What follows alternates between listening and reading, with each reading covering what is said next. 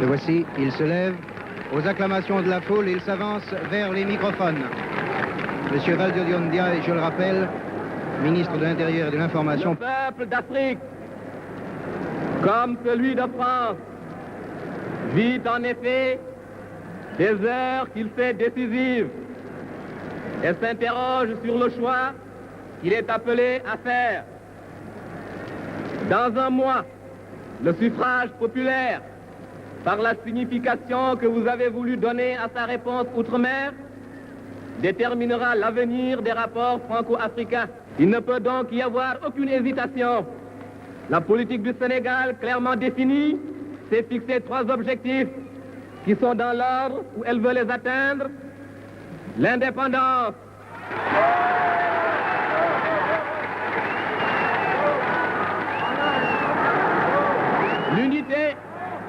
l'unité africaine et la confédération.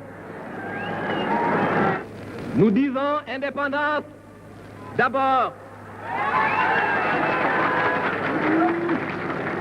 Mais en nous fixant ce préalable, nous ne faisons qu'interpréter l'aspiration profonde de tous les peuples d'Afrique noire à la reconnaissance de leur personnalité et de leur existence nationale.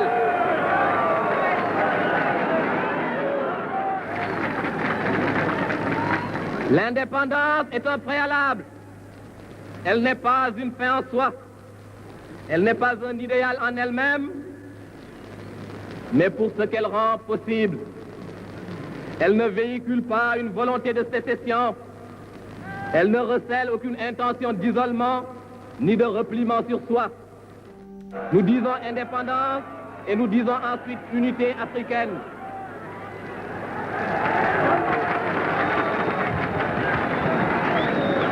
Si l'indépendance que nous voulons n'est pas la sécession, elle n'est pas davantage l'indépendance dans le cadre de chaque territoire.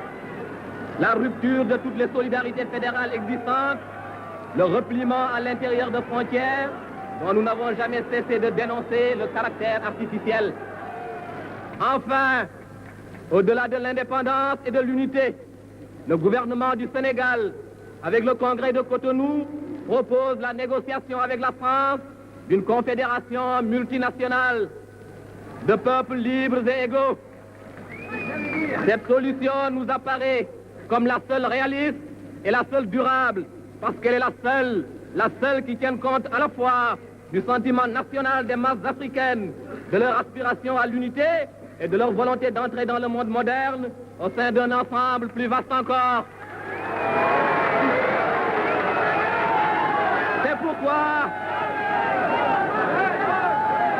C'est pourquoi nous regrettons de voir écarter. C'est pourquoi nous regrettons de voir écarter la Confédération avec toutes les perspectives d'association qu'elle contenait. Ce serait pour l'Afrique un recul d'un demi-siècle, alors que tout nous commande d'aller de l'avant. Car avec quel peuple l'Afrique indépendante et unie pourrait-elle plus librement et volontairement s'associer qu'avec le peuple de France, qu'elle connaît et qu'elle aime? Avec lui, elle a non seulement des liens d'interdépendance économique et culturelle, mais encore tout un passé de souvenirs qui, dans le meilleur et le pire, sont des souvenirs communs. Avec lui, elle partage un idéal de liberté et de dignité humaine, une même conception du progrès et de l'avenir du monde. Notre espoir se fonde sur le fait qu'en venant ici, pour nous informer et pour vous informer, vous avez créé un climat de discussion et avez par là même tourné le dos à cette nouvelle philosophie de la vieille Europe qui, si l'on en croit Albert Camus, a répudié le dialogue pour épouser le communiqué. Une Europe qui ne dit plus « je pense ainsi, quelles sont vos objections ?» mais « voici ma vérité, peu m'importe que vous la discutiez, l'armée et la police se chargeront d'établir que j'ai raison. »